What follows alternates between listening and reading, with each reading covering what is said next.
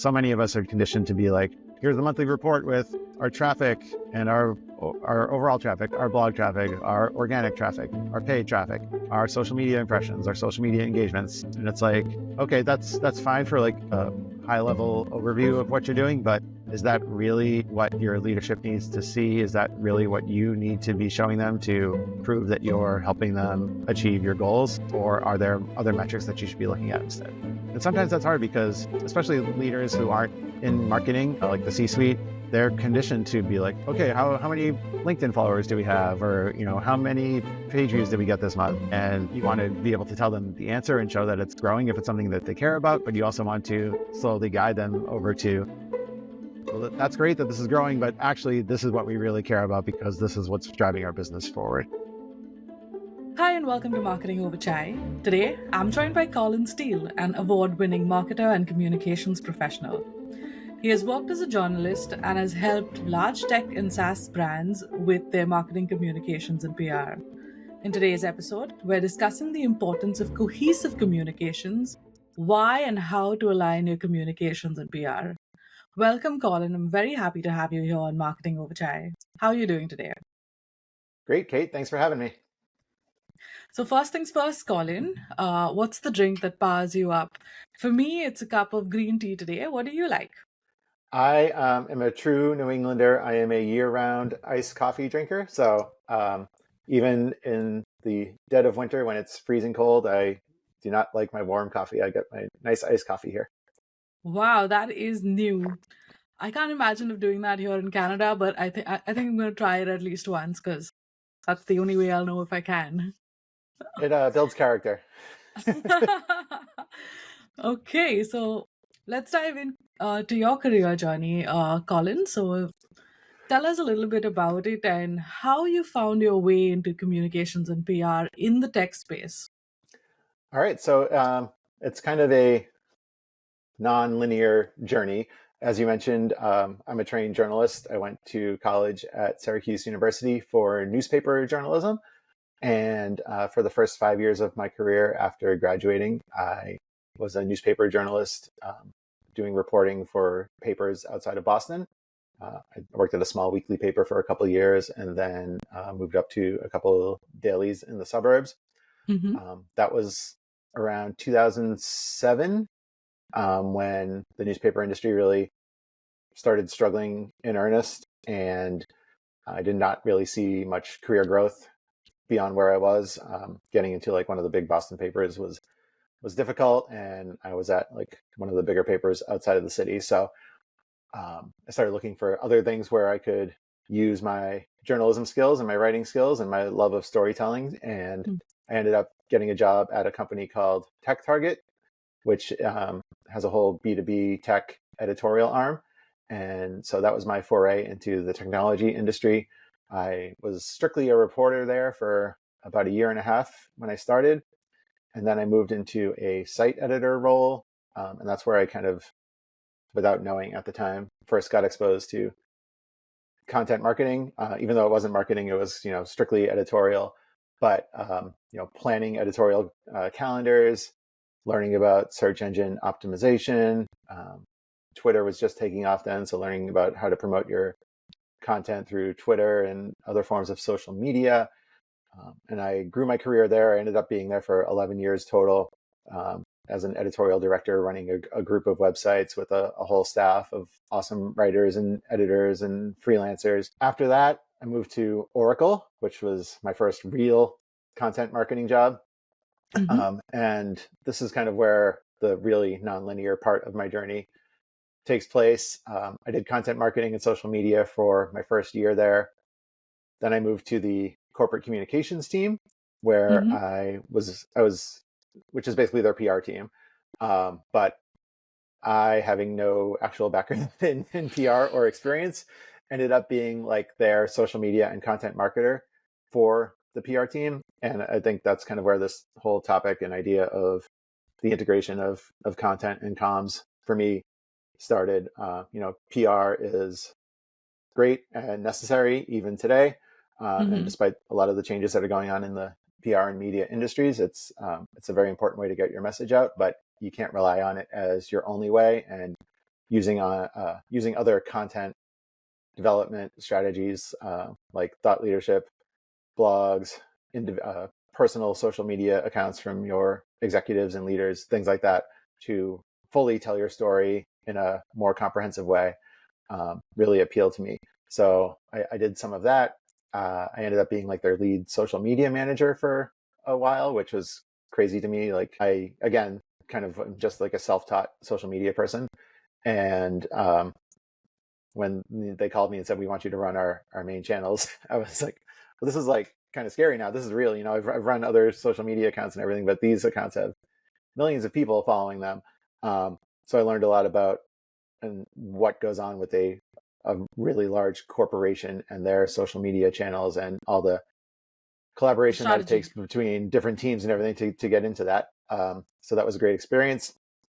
Then after that, the last 3.5 years of my career, I was at a company called York IE, which is a venture capital and advisory firm for B2B tech startups. And that was kind of the first place where I took everything that I've learned throughout my career journey and put it all together as a director of marketing communications. It's, even though it is like from editorial to becoming this director, like at the crux of good content marketing is a good story, right?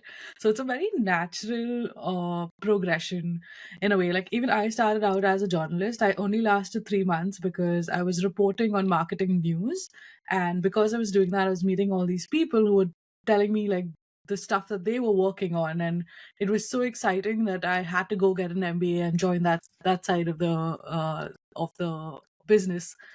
But yeah, I do feel like content is so powerful, and that statement that says content is king is so true. But yeah, there is a lot of strategy that goes behind telling a good story and telling a consistent story, especially now that we have so many channels and so many ways that we can't ignore anymore.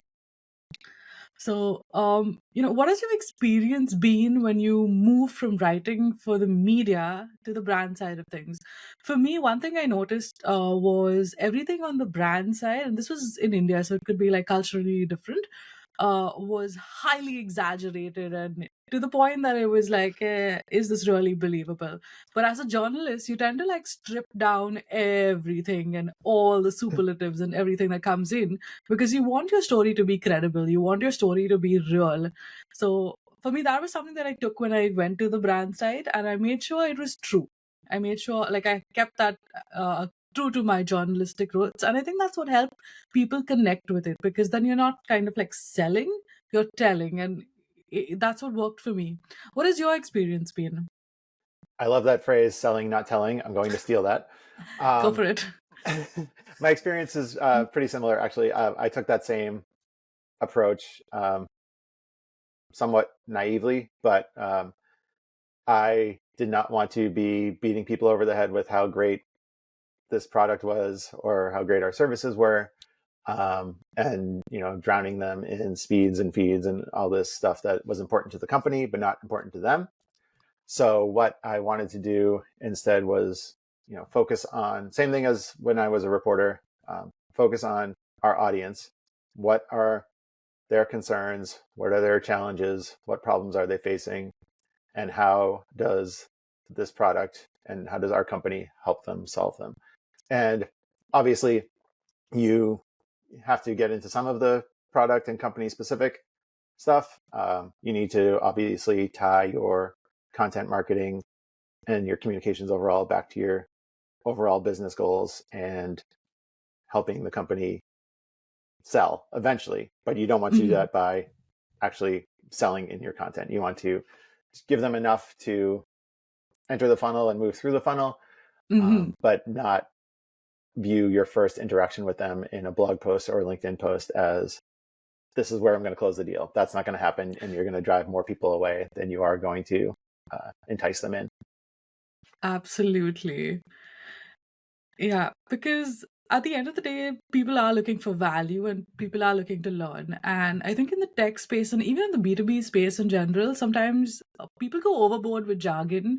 People go overboard with making themselves sound really modern and friendly. And like right now, everyone's trying to be AI driven and AI powered and AI everything. And When you actually go and ask them questions, you realize like, hey, that's not what that means.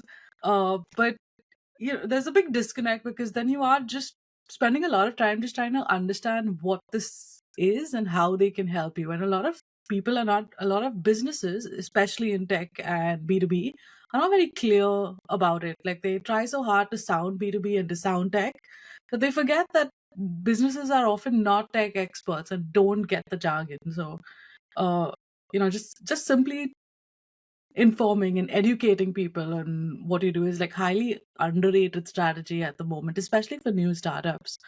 I Uh, completely agree. And like AI powered is a perfect example of that. Like most people don't care if your product is AI powered. They care if it helps them solve their problems. And if it uses AI, I mean, that's great, but that's something the vendor cares about. That's not something your customers necessarily care about. Absolutely. So, what has been your favorite project so far, and can you tell us about it? So, one thing that I have uh, truly believe in, I was just on a call with a former coworker and we were talking about this, is the power of your company's data.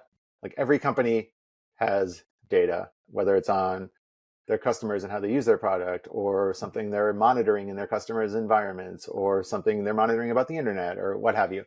Um, that's a humongous differentiator that a lot of companies do not take enough advantage of.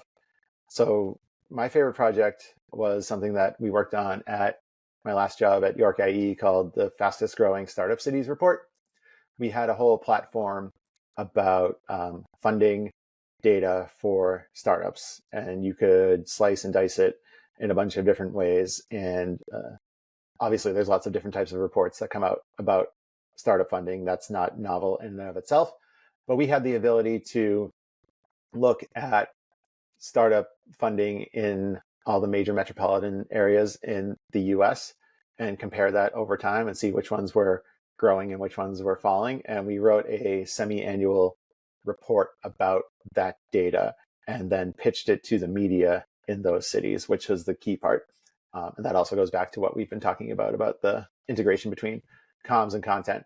And we ended up getting a bunch of coverage from like local business journals, local TV news stations, regular, just the general newspapers in those cities. All different types of media would cover this report. We ended up getting like 100 or something different backlinks total to our website from all these very high authority websites, which was a great boost for our website overall. And it was just really cool to put that together, work with our data science team to pull the data in a way that was digestible for us, come up with the stories, and then pitch it out. So that's something that I'm pretty proud of and was a lot of fun. Yeah, that's a beautiful way to put it, also, right? Because it's genuine value that you're giving your customer at the end of the day, so it's definitely going to do well. Very interesting angle. With that, we'll move on to the next section, which is the icebreaker. I'm going to throw some questions at you. All right. It's for people to get to know you better. So, you ready? Ready. Let's do it. Yep. What's your favorite social media platform? For work, it's LinkedIn. Being in the middle of a job search now, it's been invaluable in making connections and getting introductions to people. For personal, even though I have lots of problems with where the platform is going these days, I still do like Twitter. There's nothing that beats Twitter for like funny, inappropriate jokes about current events and sports and things like that. Absolutely. Are you a morning person or a night owl? I would like to be a night owl, but I am a morning person. I always wake up before my alarm, even on the weekends, and I hate it, but that's the pattern I'm in, and I have to accept it.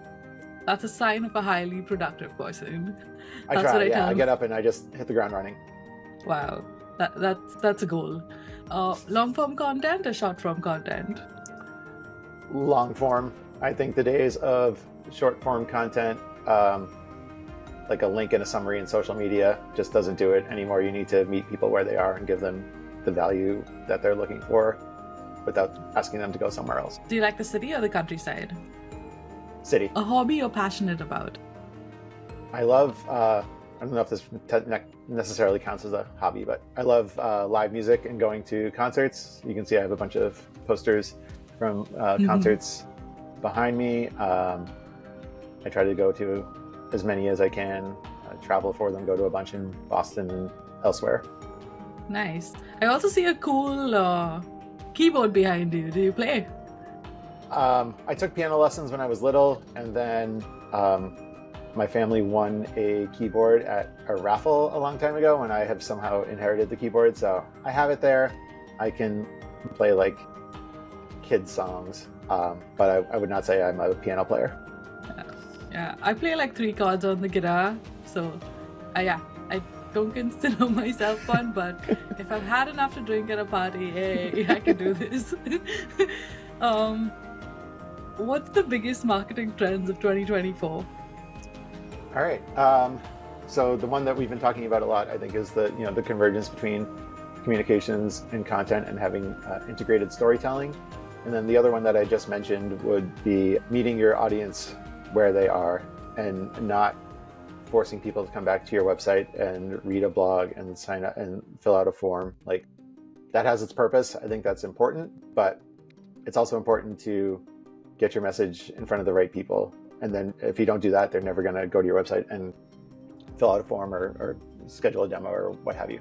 So providing valuable content to your audience on the social platforms where they're active and looking for that information directly in your newsletters instead of doing summaries and links, but providing a full thing that they can read right there, and relying not just on your company channels, but on your personal channels, getting your team involved, having your executives be the public face for your company and working with them to get your message out there to their audiences, which is probably more aligned with your specific ICPs. I think that's super important. It takes a lot of work on the marketer side. A lot of executives are hesitant to do that for totally acceptable reasons. And even the ones who are all about doing it don't necessarily know what the best practices are to get the most out of it. So you do need to work with them and gain their trust and show them that it pays off, but it does pay off if you do it right. Mm-hmm. A book or podcast on data that you recommend? Not on data, on communications that you would recommend. To be honest, I have not, when I read, which I don't do enough of, but I need to read more, or listen to podcasts. That's kind of like my non-work time. I listen to a lot of sports podcasts, and I try to read nonfiction books or the occasional, I don't want to say self-help because that has a certain connotation to it, but leadership books, I guess we'll say. I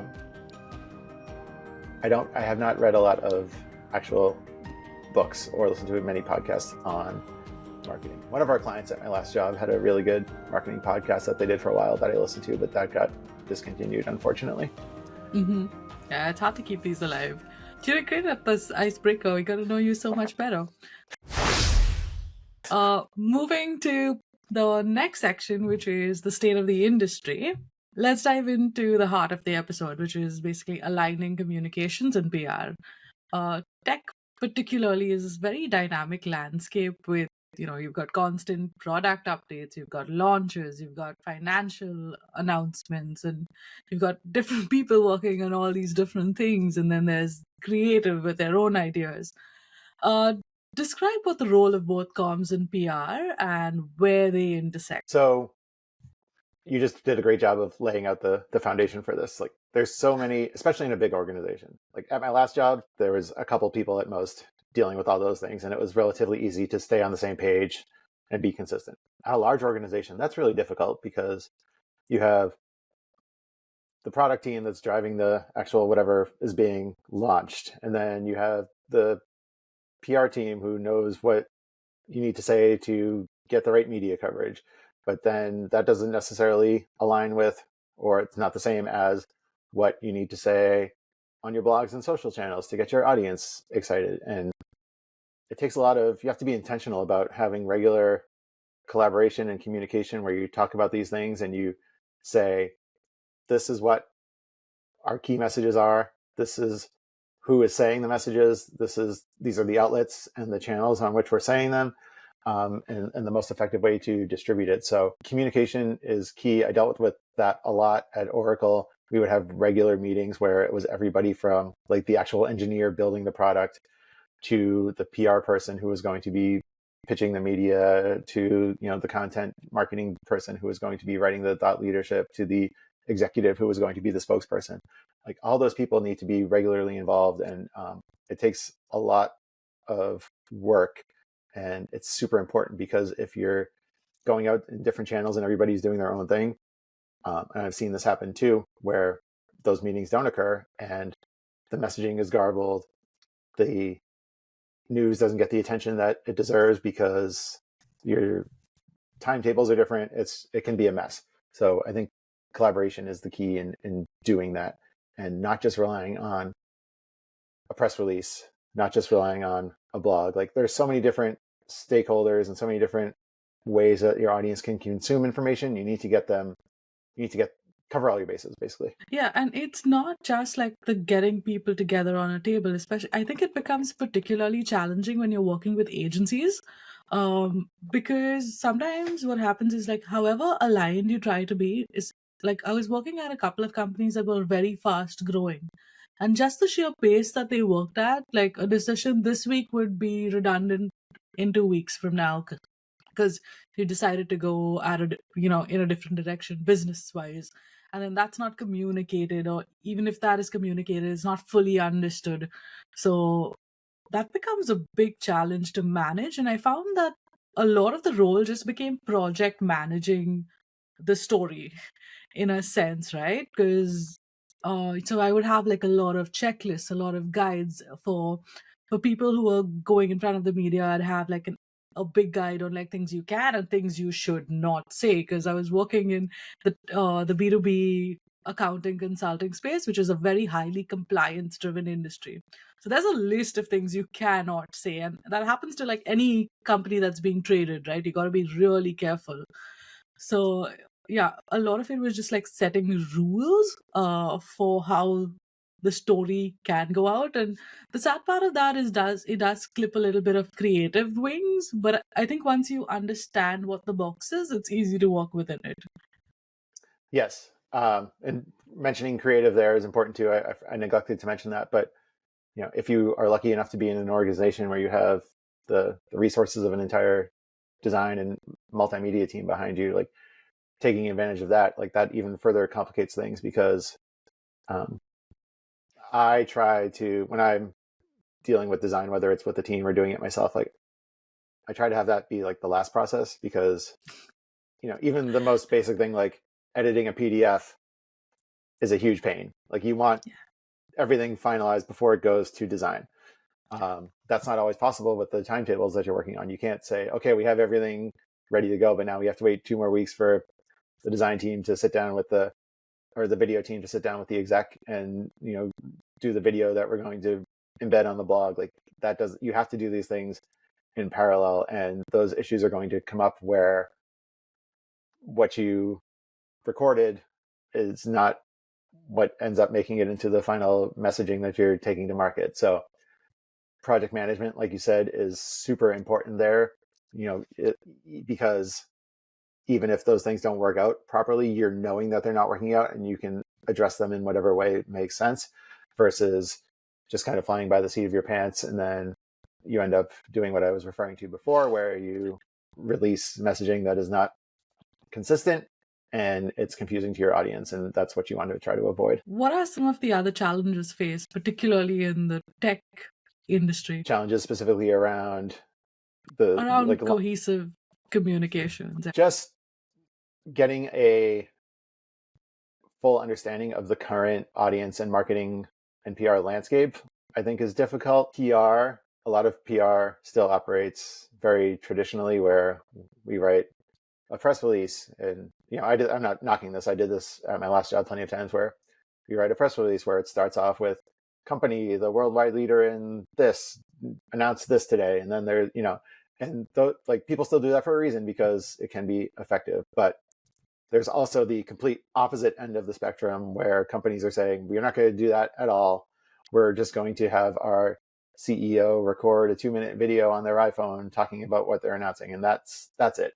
And both can be effective and both have their place, but finding out what works for your specific audience, not necessarily for your company, what works for your audience it can be challenging when people are so used to working in one way or the other. Having an open mind and saying, we can do some of that, but we can't rely on that solely. We also need to do these new things. I think that's super important.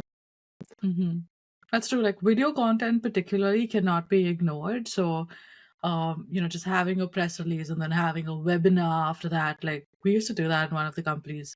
There was a financial press release, and in the evening there was like a webinar where investors would come and interact, and that became a video that was on YouTube for everyone to see. Because there's just people are moving to YouTube for their information. At the end of the day, that is becoming, the most important search engine. So you can't ignore anything anymore. I'm not a huge webinar person. For the webinar, like I've never been like a sign up for a webinar person. I know companies do them. I know companies have success with them. And if you do, that's great. But I think they are super important, and you were alluding to this a little, for being like a cornerstone of your content engine. If you have a webinar, you have theoretically an expert, whether they're internal or a customer, somebody who is providing a lot of valuable information. And so many companies just have the webinar and then leave it behind a gate, and that's it. Like pulling stuff, putting the whole thing on YouTube, putting clips of it on YouTube, cutting the best sound bites and putting them on social, turning the best longer clips from YouTube into written blog posts. You can do so many things with those. And I think it's such a wasted opportunity, whether it's in the context of comms and a product launch, or just like a regular webinar series on your product or a topic of interest to your audience. That's such an untapped resource for a lot of companies. I completely agree with that. We delve into the challenges. What is your best way to integrate comms and PR? What has worked for you? So the best way is being a 1 or 2 person marketing team, where it just kind of happens by default. In a larger organization, the best way is, like you said, just have that project management mindset. I love a good Notion board, or Airtable, whatever your system may be. I actually just posted on LinkedIn the other day. I built myself a Notion board for my job search. One, because I thought it would be helpful, and 2, I think I just kind of like subconsciously missed working in Notion, and having tasks and having an easily digestible idea of what I'm supposed to be working on. And that's just me by myself. Like, I'm literally doing this all by myself. There's no need for a project management system, but that's just kind of the way I'm wired. And I think that has helped me a lot, because it keeps me organized, and it can keep the rest of your team organized, with specific details, deadlines. And then aside from like the tactical part, strategically, just having an understanding of what your ultimate business goals are is super important. For comms and a product launch, that's a big awareness play. And it, for the most part, sometimes you want to jump right into like demand gen or something more salesy, but a lot of product launches are just like, this is out, or this is coming out. We want you to be aware that this is the solution to the problem you're having. But having a clear understanding of those goals is super important, because that dictates the kinds of supporting materials that you're going to write. Like, you're going to have thought leadership, a blog post or media interviews, and you need to know, I'm not going out here and necessarily trying to get people to buy this product today. I'm just I want people to know that we're out here, we understand your problems, and we want to be like the trusted company you pick to help you solve them.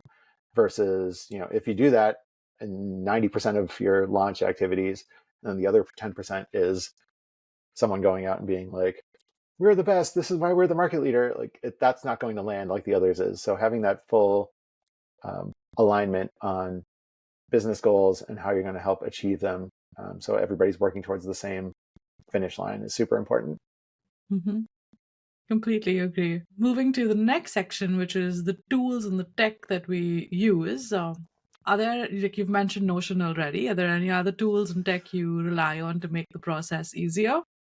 So for like Notion for project management and editorial calendar management. I've enjoyed using that.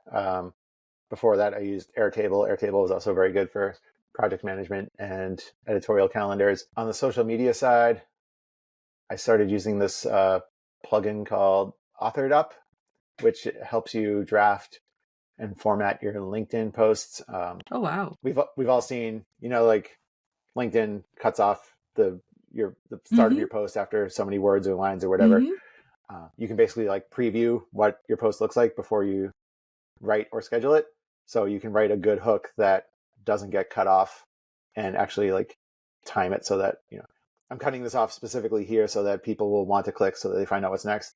I Mm-hmm. found that like super helpful, both for my own personal LinkedIn posts and for company posts. At my last job, I used that. It's called Authored. Authored Up. Authored Up. I'm going to try that. Yeah, I've been using Buffer for social media right now. And yeah, that sounds interesting. I'm going to try that. It would make sense. And I Yeah, use I Asana. like it because it's I've used a lot of like third party social platforms, Mm-hmm. and as I'm sure you know, like they're limited. There are things you can do on the platforms natively that you can't do on these third party tools.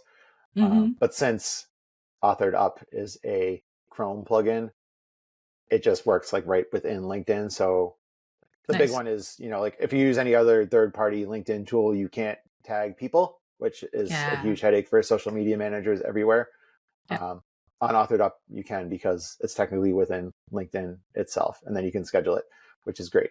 And then Canva, if you have to do any design, I've seen a lot of backlash to Canva lately, and I get it. I know it's not 100% as good as having an in-house designer who can do things themselves and has been professionally trained on this.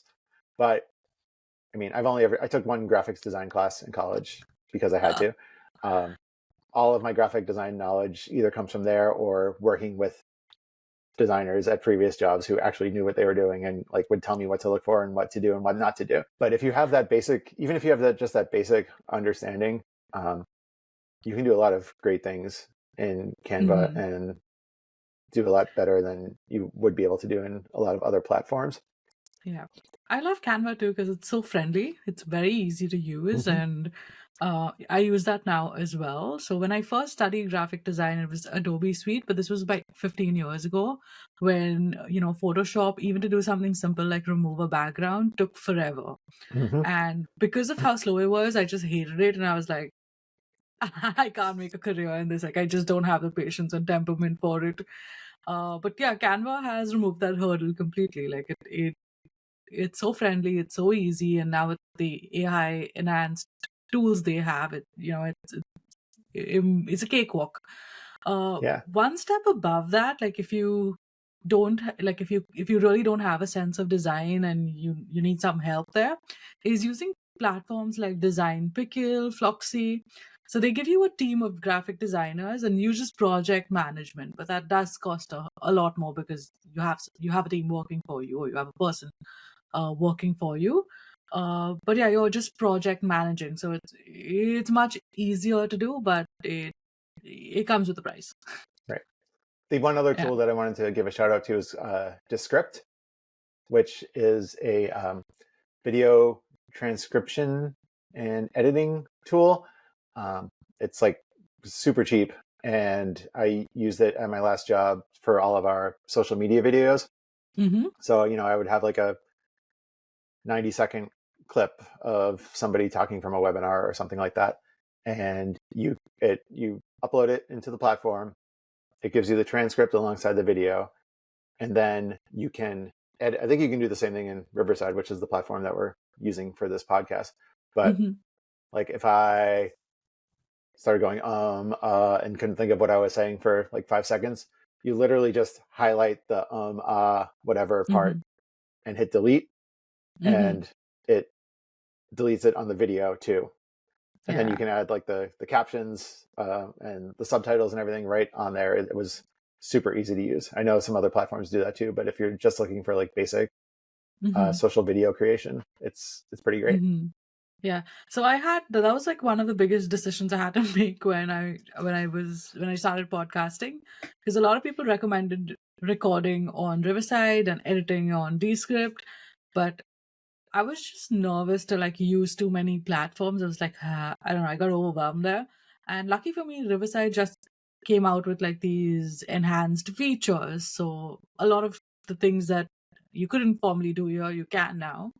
But yeah, I see it moving a lot towards what the script can do. So for now, it's working. But in the future, like I might like right now, I just get a lot of help with editing. But yeah, once if I have to do more of it, I would definitely need and I think like editing is not as easy as it seems if you're doing longer videos. Things crash, things like there's a lot of these other prep that you don't really think about when at least I didn't think about it when I had a team and when I had people working on it they knew what they were doing. But yeah, it's given me a lot of right now with this project I'm getting hands on onto like the design elements, the editing elements, which I was otherwise quite disconnected from. So yeah, it's been an interesting journey for sure. Yeah, I like I've been. Riverside too because I've never used it, but from what people have told me, like, and I've seen the finished results of Riverside recordings. Um, Riverside's quality is great. Um, I've used Zoom for webinars and other video interviews in the past, and the quality of the Zoom recordings, just especially once you edit it a couple times and it renders differently, it's like I've been almost embarrassed to publish things sometimes just because they look like they were recorded on like my Android from 2009. Yeah, I know what you mean there. Like I've had like myself pulling my hair out with a lot of video editing. It's tough. We're in like the data-driven age of marketing, and can you share how data has shaped your PR and comm strategies, particularly in tech, where analytics can sometimes like overwhelm the storytelling part of it because you're working with a lot of people who understand numbers a little too well. So I don't know. At least I find it a little overwhelming sometimes. What's your experience been? So at my last company, the venture capital part of the firm, their whole thesis was smart growth, not growth at all costs. And I feel like we should all take that same approach to marketing and communications. It would be relatively easy to go into a new job, especially at a early stage company that doesn't have a strong base of content, for example, and create a ton of AI generated SEO focused content and be like, oh, I like 5x traffic this year. That's not the right traffic. Yep. That's you're some of it is, but a lot of it is probably not. And even if it's the right people, they're going to realize that this is not high quality content, and they're Mm-hmm. going to leave. That's my like blanket statement for saying data is super important, but you need to make sure you're looking at the right data.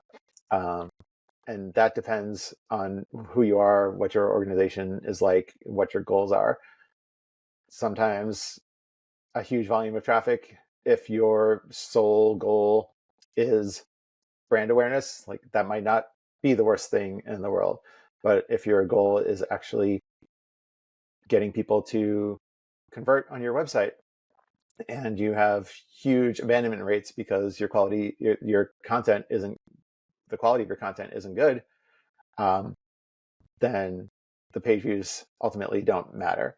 So I always try to say, okay, what are the right goals? And I've made this mistake in the past too. I've definitely created content that has generated a ton of what I thought were leads at the time, people signing up to download something from our website.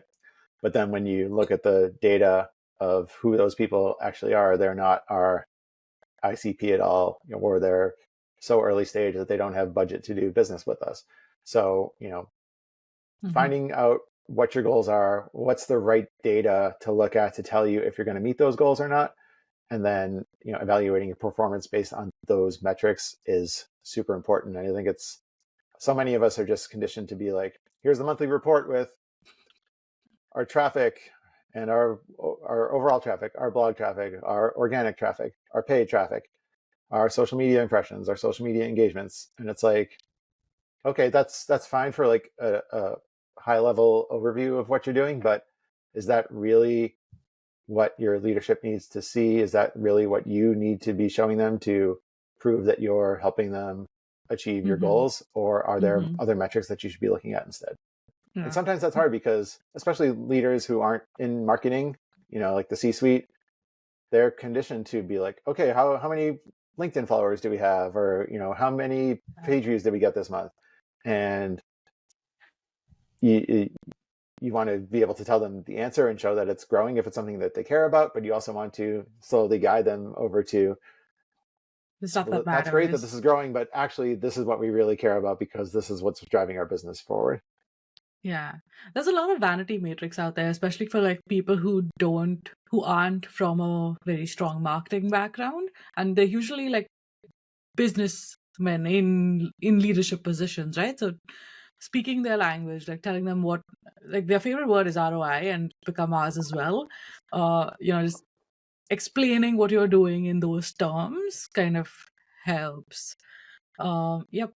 Are there any tools that that share good data that you rely on? I wish I could say yes. I feel like that's another big struggle Yeah. for, Yeah. website wise, like Google Analytics is, does what you need it to. Although Mm-hmm. I had a really hard time with the jump from GA4 last year, like that was, or starting last year going into this year, like all the ways of Mm-hmm. consuming that data that I was used to for the past like 15 years were thrown out the Mm-hmm. window. So, but I think it's still, it's a good way to see how your content is performing from a traffic and search level. On the social side, it's so hard. Each platform has their own metrics. They define what those metrics are in different ways. Like we used to have the hardest time with click-through rate at Oracle because that was like a big KPI for us, was getting people to click from our social content to our website. But LinkedIn defines a click as like you can like if I had a picture on the post and somebody clicked on the post on the picture just to like see it bigger on their screen, It that would count counts. as a click for Yeah. LinkedIn. So Yeah. we had to create like separate tracking links to show how many people Yes. actually clicked from the post to our website, and then manually calculate the click-through rate based on that Yep. number and the number of impressions that the post got. It's a mess, and the platforms have their reasons for doing it that are selfish, and I wish that they were more helpful for the actual people using the platforms. Mm-hmm. I'll get off my No. soapbox now. No, but I'm sure like a lot of people struggle there because there is no answer, right? And then Mm-hmm. now you have like these AI powered tools where like you don't really know what they're doing and what they like. There's it's so vague, right? So like I don't know. I'm still trying to educate myself enough to be able to trust them, and I'm not sure if I should. So that yeah, that's a whole different episode. Um, Speaking of the trends in the future, like what do you think the future of communications is, and what are the most popular trends right now that you're keeping an eye on? So I think the biggest trend, um, and my daughter and her friends say trends all the time at school about like the cool thing that's not going to be cool in a month from now. So I hesitate to use the word trend because I think this is something that's going to be long lasting, but I think it's the movement from uh, corporate branded messaging to personal branded messaging. I think that is super important. People do not like to do business with nameless, faceless corporations. They don't like to engage with a logo that's posting a blog post on a social platform. They like to engage with another person who they can connect with, see that they have an understanding of their problems and a way to solve them, and work together on that. So I think it's super important for all brands and all people who work for companies to be the stewards of that message and get that information out there. Rely on your executives and your leaders to be posting on social, to be sending out newsletters, to be active in customer communications so that people see that there is a face who's helping them, and that those customers will be more willing to work with you. That's something I've focused on a ton at my last job. I had monthly meetings with most of our C-suite, helping them develop LinkedIn content, blog posts, working on webinars and other events where they'd be speaking at to get their message out. And it helps a ton. We had far more growth on our executive social media channels than we had on our company channel. And we had a lot of growth on our company channel, but I think that was a byproduct of the executive growth. People became invested in what our leadership was saying, and that translated to our company's brand presence and growth overall. Mm-hmm. Yep, that I just lost my train of thought there. Wow. Uh, moving to the next question. What do you think companies will need to do to adapt to their communications and PR, especially with the rise of AI, automation? Oh no, I remember what I was saying. It was because of this more person-centric approach that we need now. There's influencer marketing is becoming a big thing. Uh, the good thing is there's a lot of people posting quality content, but the dark side is there are a lot of businesses through people posting quality content or not such good quality content. So trust over there is also, a real skill to build. So I created like this subject matter expert guide and series, which I'm going to shamelessly plug into the description. So if anyone's watching, please, do go check it out. And if that's something that you want to build. But yeah, I do find the need to like create a guide for subject matter experts, because you'll find people who are like really intelligent and really technical with what they do, but they have trouble translating that into something an ordinary person would understand. And that is why a lot of people with the intelligence you're looking for and the people who have the answers you're looking for are difficult to find. But it's easier to find someone who's being backed by some kind of corporate spend, who's talking about the same topic you're looking for, but who may or may not really be the technical expert in there, because their focus more is on the influencing part of it. So I think even people can tell the difference in the long run, and they do find their way to the real experts. But yeah, that's where I want to help people really develop good content so that they're on par with all the information that there is out there. I completely agree. I think that's our job as Mhm, marketers, both whether you're talking about internal subject matter experts or influencers that you're maybe working with. Like, mhm, you want to help them craft the right message that's consistent across all your stakeholders, but you also want to do it in a way that's authentic to them. mhm, So if somebody is like super technical, like you said, like that's like, don't run away from that. Like, there is a need for super technical content out there, and a certain segment of your audience will eat that up.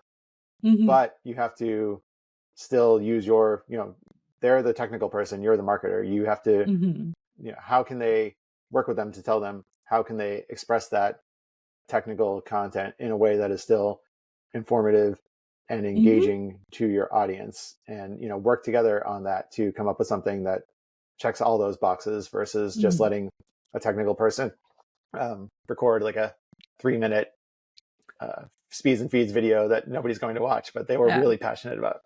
Yeah. So what I do is I actually sit with them and try to understand whom they want to talk to, Mm-hmm. and then like tell them what they're looking at, tell them what they understand, try to help them bridge that gap between the message they have and what the people they want to reach out to are actually listening. Because then once they make a few connections, like they know what they're doing and they get the hang of things. They're very smart people also, right? It's just that this is a skill that they haven't really developed, which is fair. Like everyone's not good at everything. So Right. yeah. And if you work with them on it, and it's successful, like that just helps it go to the next level. Like you have a proof point now. Like, okay, Yeah. we worked together. I took your technical content, you took my marketing advice. We made it into something that people liked. They'll be more amenable to listening to you and accepting your ideas in the future.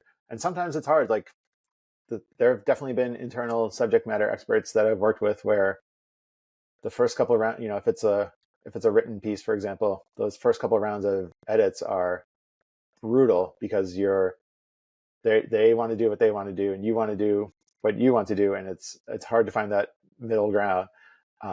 But I can pretty much say every single time that I've had that happen, the next time is so much easier because you've Yeah. gone through that, you've built that trust in each other, you've seen the results, and now you're closer to being on the same page. Hmm. Yeah. Yeah. I think like the work kind of is important and they recognize that they need our help also. So it kind of gels really well.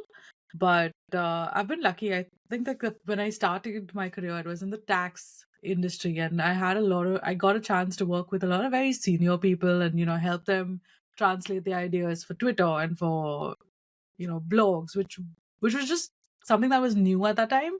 So they knew they needed to have it, but they were also like kind of stuck with Indian tax language, which is like super technical, and you've got a lot of therefore, therebys, and people don't really talk like that ever. So you're breaking it down, simplifying things, simplifying them, and making sure they're still saying the same thing without changing too much of the context.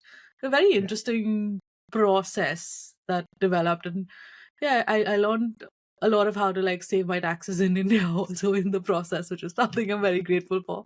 I'm in nice. Canada now, so I don't I can't use most of those skills, but yeah, any You got to tax find experts, you got to find the Canadian equivalent of that and get I on that. I I do because yeah, everybody knows what Canadian taxes are like, right? It is No, I think that's an important distinction that you made, though. Like, you can talk about very complex technical terms, but still do it in a simple conversational way. Mm-hmm. And finding that balance, I think, is important. Mm-hmm. Yeah. What do you think companies will need to do to adapt their communications and PR with the, privacy concerns changing, AI coming into play, automation taking over, AI generated content coming into play? I think you just need to, find ways to make those things work for you without, trying to force a square peg into a round hole. Mm-hmm. Um, a lot of like, there's so much hype around AI specifically that people just kind of jump on it and say, all right, let's start using AI without a real stated objective for why they want to use AI. And I think that can get you in trouble because you're just kind of throwing things into the wind and you're not doing what is working and to help you achieve your goals. So, example would be, okay, we want to adopt AI. What's a problem that we're having, and are there ways that AI can help us fix it? And maybe one of the problems is we have 4 different messages coming from 4 different stakeholders about this announcement. Well, let's feed those all into AI and see if there's a way we can synthesize them into one that makes everybody happy. Or Mm-hmm. let's, I'm having trouble.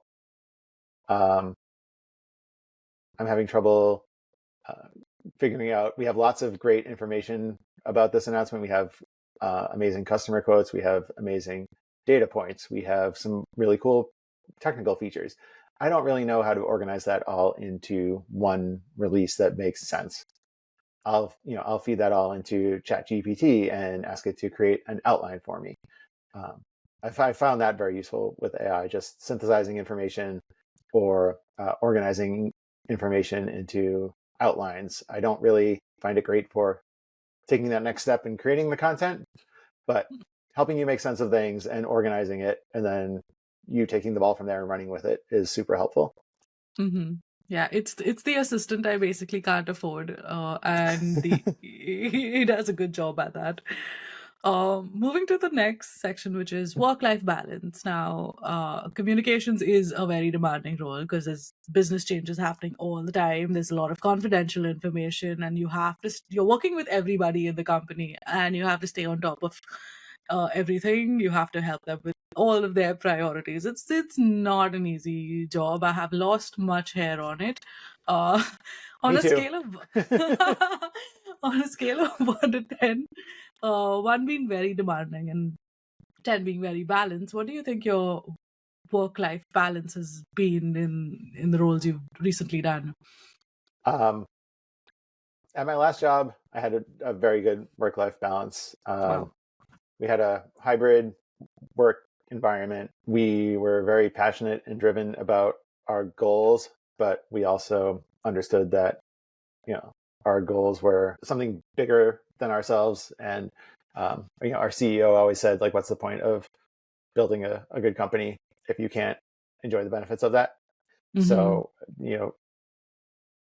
it was, there's a way to be very driven and focused and productive on your work without letting it consume you. And I think that is super important. And I think not a lot, but there are definitely some companies that don't do that as well as others. And I've worked at places on both ends of the spectrum. I've worked at places where it's a 1 and one where it's a 10. And obviously, especially in the comms and definitely in the social media realm, there are quote unquote emergencies Yeah. that need to be addressed that justify late night phone calls or, frantic Slack messages. But there's a lot of late night phone calls and frantic Slack messages that do not rise to that level. And some people don't have that perspective. And I think that, Mm-hmm. eventually, Yeah. I think those people are going to realize that it's hurting them, but it's definitely hurting the people on the receiving end of those messages in the short term. Yeah. Yeah. One of the things my previous boss used to say was, "We're not in the business of saving lives, so it's okay. Mm-hmm. We can still figure things out." And uh, that helped me change perspective because I was always like constantly monitoring things, and Mm-hmm. even when things were okay, like it was just that you're so scared of a crisis, right? When I was younger, not anymore. Now I'm like, yeah, that's where I can shine. So it's okay. Yeah. What helps you unwind though? It is a pretty demanding space. So what helps you unwind? So, with the extra time that I've had on my hands lately, I've been going for lots of long walks. I try to make sure I get out and go for a 2 or 3 mile walk several times a week. My daughter's bus stop is also a half mile away, so I get a mile in the morning and a mile in the afternoon going back and forth to there, which is nice. So, um, and I'm like one of those weird people who usually doesn't put headphones on when I'm walking. I just kind of like walk and listen and observe what's around me and unwind. Um, so that's been super helpful. And then I love Yeah, like spending time with my family and, running around with my daughter outside or going out to dinner with my wife or just hanging out and watching TV shows or a movie or something like that. that's nice. I totally get what you're saying about going for a walk without headphones. I do that once a day as well. And I never noticed like birds and flowers till I started doing this after Mm-hmm. COVID. And I found myself like staring at trees and being like, wow, this is beautiful. And I'm like, that's just not something I would typically do because you're just in a rush. Like, but literally just Mm-hmm. stopping, smelling flowers, looking at birds. I mean, wow. I mean, I didn't really have the time to appreciate a lot of this before, but now being intentional about that is so relaxing. Uh, yeah, I never thought I'd be in this space, but here I am. Yeah, I like became a bird person during COVID, which I was Uh-huh. like the least likely to become a bird person before that. But there was so much more wildlife around here than there usually was because there weren't any cars going around or anything. And Hmm. I'd be like Googling, oh, what's this bird? What's that bird? And now I like know them all and see them all the time. And Yeah. this is not what I expected my life to turn Yeah. into, but here we are. Yeah, no, but it's a good thing. Like I downloaded like the Merlin app to like recognize the cry, and like I just got a little too into it for sure during COVID. Yeah. So, what are your passions besides marketing? You've touched on your like the concerts you go to. Is there anything else? I'm like a big sports fan. I love all the Boston sports teams and all my Syracuse college teams. My friends and I from college, we try to go up to a football game, either Nice, at Syracuse or like a road game every year. So it's a great way to see them. That's my nice. big one. That's pretty cool. What advice do you have for other marketers who's, those wanting to join the field? What would you tell them? I would say try to get exposed to as many different areas of marketing as you can. It will do nothing but help you in your career. I've been lucky, and this was not like an intentional choice on my part, but as I said, over the past 5 or 6 years, I've been exposed to content marketing, social media, PR, corporate comms, and that has really helped me and like primed me for being a director of Marcom, where you're, strategizing and overseeing all of those areas. And also, like, the more that you're exposed to them early on and you can get that hands-on experience, that is super helpful because you'll have a better understanding of how all these channels and platforms and systems work. And you'll be able to, having an idea of how they work tactically only helps Mm-hmm. you plan for how they can be successful strategically. Yeah, I've definitely worked places where either through reorgs or what have you, that people who have no direct experience in a specific area of marketing end up overseeing that. And it can be like half of your job ends up being like explaining. justifying why or Yeah, why not you're doing certain things, because you have that understanding of being the person in the weeds and the person in charge does not. So, yeah, the more that you can actually have that hands-on experience, I think the better off you'll be as you move into more strategic positions. yeah. The more, I think that helps you stay connected to stuff that's happening on ground, right? And like that for marketing, you need your finger on the pulse at all times, and that's what lets you do that. Um, y- Here's the part where I invite you to talk about something that's important to you and, really tell everybody who you are and what you are all about. So the floor is yours. All right. The other thing that's really important to me is giving back. I started volunteering for my daughter's school's parent advisory council back when she started in her new school in second grade. I had never thought about being this involved. Like, I would go read to her class in like first grade and things like that when the teacher asked, but I was never like a full volunteer. Um, but they were looking for a communications director, and I said, "Oh well, this seems like a natural fit for me to step up and do that." So I've been doing that for the past 2+ years now. I love it. I'm going into her school this afternoon to see her. I love helping plan and organize and clean up Hmm. from all the events. So I would definitely recommend to anybody who's got kids, like, get involved with your kids' school, because they all need the help. No matter how much you think they might not, they always need more help. And one day your kid's not going to want you to volunteer in the school. So take advantage of it while you can. She still gets excited when I come in. So I am Aw, milking that for all it's worth. The that other is quick so thing I sweet. wanted to mention, like the most important thing to me right now, is that I'm looking for a job. I got Hmm. laid off about a month ago, and I'm Hmm. currently looking for my next full-time director of Marcom or head of content type of role at a B2B tech company. B2B tech companies, if you're out there listening, I'll be putting Colin's LinkedIn in the description. Do get in touch. And yep, thank you so much for taking the time to be here. I really appreciate it, Colin. It's been really nice getting to know you and chatting with you and learning so much. Uh, Thank yeah, you. big thank you.